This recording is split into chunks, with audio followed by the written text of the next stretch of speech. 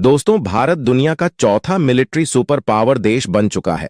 आज हमारे पास करोड़ों टन गोला बारूद से लेकर machine gun, air defence system, fighter jets, बख्तरबंद गाड़ियां, टैंक्स, रॉकेट और मिसाइल्स का बहुत बड़ा जखीरा है। लेकिन जरा सोचिए, जब भारत जैसा शक्तिशाली देश अचानक से अपनी एडवांस और अफोर्डेबल मिसाइल्स दूसरे देशों को सप्लाई करने लग जाए, तो किस तरह पूरी दुनिया का पावर बैलेंस हिल जाएगा। और मिडिल ईस्ट में चल रहे महायुद्ध के बीच भारत ने अपने दोस्त इजराइल को सैकड़ों नहीं बल्कि हजारों लाखों मिसाइल्स देना शुरू कर दिया है। लेकिन फिर भारत अपने दूसरे दोस्त रूस को मिसाइल और हथियार देना कब शुरू करेगा? जंग के दौरान हथियार सप्लाई करने से हमें कौन कौन से फायदे मिलते हैं, कैसे? अमेरिका ने पहले और दूसरे विश्व युद्ध के दौरान हथियार बेचकर खुद को दुनिया का सुपर पावर बना लिया था। और क्यों भारत को 1 लाख नहीं बल्कि 10 लाख मिसाइल सप्लाई करनी चाहिए? और कैसे आने वाले सालों में भारत अपने वेपन एक्सपोर्ट करके वो खरबों रुपए कमा सकता है? आज सवालों की इसी गति को सुलझाएंगे। लेकिन उसके पहले, अगर आपको भारतीय होने पर गर्व है तो वीडियो को लाइक करके कमेंट बॉक्स में जय हिंद लिखने में बिल्कुल भी झिझक ना करें। सबसे पहले बात करें भारत और इजराइल के डिफेंस पार्टनरशिप की, तो इसकी शुरुआत हुई थी साल 1999 में, जब हमारे पड़ोसी देश पाकिस्तान की सेना के कुछ घुसपैठिए कारगिल से भारत में घुस आए थे, जिन्हें वापस अपने मुल्क में खदेड़ फेंकने के लिए भारतीय सेना ने कारगिल युद्ध की शुरुआत की। उस वक्त अमेरिका से लेकर चीन तक दुनिया के सभी बड़े देश जानते थे कि इस महायुद्ध का कारण पाकिस्तान है और इस युद्ध में कई भारतीय सैनिक शहीद हो रहे हैं। लेकिन वह मुख्य दर्शक बनकर खड़े रहे। तभी इजराइल ने बिना किसी स्वार्थ के भारत की मदद का हाथ बढ़ाया और भारतीय सेना को लेजर गाइडेड बम बंदूकें, गोला बारूद समेत कुछ मिसाइल्स भी दिए। इजराइल के इन एडवांस मिलिट्री इक्विपमेंट्स का कारगिल युद्ध के दौरान भारत की जीत में महत्वपूर्ण योगदान रहा। और आज जब ईरान, लेबनान, सीरिया और यमन जैसे खाड़ी देश अकेले इजराइल के ऊपर चढ़ रहे हैं, वो पिछले 1 साल से युद्ध लड़ रहा है और उसके हथियारों का जखीरा भी खाली हो चुका है, तब भारत का फर्ज बनता है कि वह इस मुश्किल परिस्थिति में अपने दोस्त इजराइल की मदद करें। इसलिए आज की तारीख में भारत इजराइल को सिर्फ मिसाइल सिस्टम ही नहीं, drone, radar technology, anti tank missiles जैसे एडवांस हथियार भी दे रहा है। साथ ही भारत ने हाल ही में इजराइल की तरफ 27 टन विस्फोटक पदार्थ से भरे जहाज को भी रवाना किया था। दोस्तों, जब वैश्विक स्तर पर हमारे दुश्मन ने भारत के इस कदम की आलोचना करने की कोशिश की, तभी भारत सरकार ने कहा कि जब करगिल में हमें भारत को जरूरत थी, तब इजराइल के अलावा किसी देश ने मदद के हाथ को नहीं बढ़ाया था, और अब इजराइल की जरूरत में हम उसका साथ जरूर देंगे। यानी भारत 1000 नहीं बल्कि 10 लाख मिसाइल सप्लाई करने को भी तैयार है। और यह पार्टनरशिप दोनों देशों के फायदे की है। इजराइल को भारत के मिसाइल जैसे अग्नि और ब्रह्मोस मिलते हैं, जो एक तरह से इजराइल की रक्षा और मजबूत बनाते हैं। और भारत के लिए फायदा यह है कि अगर इजराइल अपनी जंग से भारत की मिसाइल का इस्तेमाल करेगा, तो भारत की ताकत ग्लोबल स्टेज पर दिखेगी। साथ ही भारत को आर्थिक रूप से काफी फायदा होगा, जिसका सबूत हमें पिछले दशक के डेटा से मिलता है। जी हां, भारत का डिफेंस एक्सपोर्ट पिछले 10 सालों में 30 गुना बढ़ चुका है और सिर्फ पिछले साल ही भारत ने 21,000 करोड़ का डिफेंस एक्सपोर्ट किया था और 2025 यानी कि अगले साल तक ये आंकड़ा 3,50,000 करोड़ के पार जाने की उम्मीद है। अब सवाल यह उठता है कि अगर भारत इजराइल को अपने एडवांस डिफेंस इक्विपमेंट्स दे सकता है, तो सबसे पुराने दोस्त रूस को क्यों नहीं? क्योंकि यह बात जग जाहिर है कि मिलिट्री टेक्नोलॉजी के मामले में रूस ने भारत की सबसे ज्यादा मदद की है। और अब वक्त आ गया है कि भारत भी रूस को कुछ ऐसे एडवांस हथियार दे जो उनके लिए युद्ध में गेम चेंजर साबित हो, जिसकी शुरुआत भी हो चुकी है।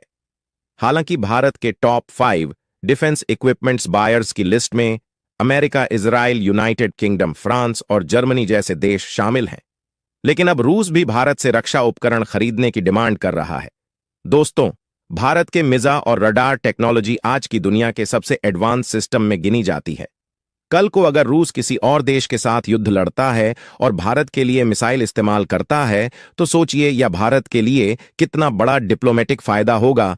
इससे दुनिया की नजरों में भारत की इंपॉर्टेंस और बढ़ जाएगी और भारत सिर्फ एक मिसाइल सप्लायर नहीं बल्कि ग्लोबल डिफेंस लीडर बन जाएगा। अब आप में से कुछ लोगों को यह मानना होगा कि युद्ध में डिफेंस इक्विपमेंट सप्लाई करना सही नहीं है, लेकिन कड़वी सच्चाई तो यह है कि अगर दो देश युद्ध लड़ रहे हैं और उन्हें आप डिफेंस इक्विपमेंट नहीं देंगे तो कोई और दे देगा। लेकिन अगर आपके पास एडवांस टेक्नोलॉजी है और आपने उसे सप्लाई करना शुरू किया तो उस टेक्नोलॉजी का दबदबा बढ़ेगा और कोई देश आपके देश से युद्ध लड़ने से पहले 10 बार सोचेगा। और ऐसा ही भारत की डिफेंस कंपनियां कर रही हैं। लेकिन इसे डिटेल में समझना जरूरी है कि युद्ध के दौरान किसी देश को हथियार देना फायदे का सौदा कैसे होता है। तो देखिए, युद्ध लड़ रहे दोनों देशों को हथियार की सख्त जरूरत होती है और उस वक्त वह देश उनके लिए करोड़ों बिलियन डॉलर खर्च करने को तैयार रहता है। और भारत के मिसाइल और डिफेंस सिस्टम की मांग आज दुनिया भर में है, क्योंकि ये एडवांस होने के साथ साथ अमेरिका और इजराइल के हथियारों के तुलना में काफी सस्ते भी हैं और इन्हें बेचने से हम दो फायदे उठा सकते हैं। पहला, आर्थिक लाभ। हथियारों की डील से बड़े पैसों की लेन देन होती है जिससे देश की इकोनॉमी को बूस्ट मिलेगा। दूसरा, डिप्लोमेटिक और स्ट्रेटेजिक पावर। दुनिया में जितने भी मिलिट्री सुपर पावर देश हैं, विश्व स्तर पर उनकी अहमियत काफी बढ़ जाती है, जिससे आगे चलकर देश की सुरक्षा ही बेहतर होती है। जैसे कि अब संयुक्त राष्ट्र सुरक्षा परिषद में भी भारत को परमानेंट सीट मिलने के साथ वीटो पावर भी मिलने वाली है। या यूं कह कि भारत वीटो पावर वाले 5 देशों में से फ्रांस, रूस, यूनाइटेड किंगडम और अमेरिका की मिलिट्री शक्ति बढ़ाने का काम ही भारत कर रहा है, अपने एडवांस मिलिट्री इक्विपमेंट देकर।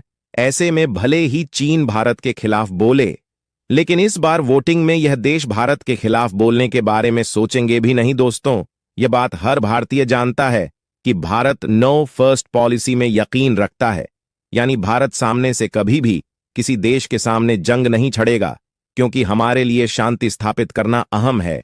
इसलिए अमेरिका, इजराइल जैसे बड़े देशों को हथियार देने के साथ भारत कई छोटे देशों को भी अपनी मिसाइल, गोला बारूद और ड्रोन टेक्नोलॉजी देकर उनकी मदद कर रहा है, ताकि ज्यादा मिलिट्री शक्ति वाले उनके पड़ोसी देश उन्हें तंग न कर सके, गरीब देशों को भी अपनी रक्षा करने का अवसर मिल सके और दुनिया में शांति बनी रहे। जैसे कि फिलीपींस, जिसके साथ ब्रह्मस मिसाइल सिस्टम की डील फाइनल हुई है, श्रीलंका और वियतनाम जैसे देशों के साथ भी डिफेंस कॉरपोरेशन चल रहा है, जिससे हम अपने हथियार और टेक्नोलॉजी शेयर कर रहे हैं। इंडोनेशिया भी एक ऐसा देश है जहां भारत के ड्रोन और रडार सिस्टम जा रहे हैं। वहीं भारत अर्जेंटीना, नाइजीरिया, आर्मेनिया जैसे कमजोर देशों को भी शक्ति प्रदान कर रहा है, जो अपने आप में काफी बड़ी बात है, क्योंकि अक्सर बड़े देश इन छोटे देशों की तरफ ध्यान नहीं देते। आखिर में बात करते हैं कैसे अमेरिका ने पहले और दूसरे विश्व युद्ध का फायदा उठाकर खुद को सुपर पावर बना लिया था। तो साल 1914 में जब पहला विश्व युद्ध शुरू हुआ, उस समय अमेरिका सीधे युद्ध में शामिल नहीं था, लेकिन जैसे जैसे युद्ध आगे बढ़ा तो ब्रिटेन और फ्रांस जैसे यूरोपियन देशों के हथियारों का जखीरा खाली होने लगा। तभी उन्होंने अमेरिका से मदद मांगी। यहीं से अमेरिका ने अपने हथियार बनाने वाली फैक्ट्रियों को फुल कैपेसिटी पर चलाना शुरू किया, जिसने जहाज, बंदूक, के तोपे, गोला बारूद और अन्य युद्ध सामग्री बनाकर अपने मित्र देशों को बेचना शुरू कर दिया। इससे न केवल उनकी इकोनॉमी को जबरदस्त फायदा हुआ, बल्कि उनका अंतर्राष्ट्रीय प्रभाव भी बढ़ा। अमेरिका की मुद्रा डॉलर वैश्विक व्यापार में एक महत्वपूर्ण भूमिका निभाने लगी और वर्ल्ड वॉर टैट के दौरान अमेरिका के डिफेंस इंडस्ट्री और भी ज्यादा मजबूत हो गई। फिर साल 1937 में जब वर्ल्ड वॉर टैट शुरू हुआ, तो शुरुआत में अमेरिका युद्ध में सीधे तौर पर शामिल नहीं हुआ, बल्कि इस बार भी उसने अपने मित्र देशों को हथियार बेचने की रणनीति अपनाई। उसने अपने एलाइज जैसे ब्रिटेन, फ्रांस और सोवियत संघ को भारी मात्रा में हथियार, टैंक, एयरक्राफ्ट्स और अन्य युद्ध सामग्री सप्लाई की। इस युद्ध में एक्सेस पावर यानी जर्मनी, इटली और जापान की भयंकर हार हुई और अलाइड पावर की जीत हुई, जिससे अमेरिका का युद्ध हथियार विश्व विख्यात हुए। और आज न सिर्फ अमेरिका के पास दुनिया के सबसे बड़े डिफेंस इंडस्ट्री के रूप में है, बल्कि इसके बलबूते पर अमेरिका वैश्विक महाशक्ति भी बन चुका है। वैसे आपका इस पर क्या कहना है? अपने विचार कमेंट बॉक्स में जरूर दें। गियर आपको यदि यह वीडियो अच्छा पसंद आई हो तो हमारे YouTube channel Lavkush official news को लाइक सब्सक्राइब करें। तक के लिए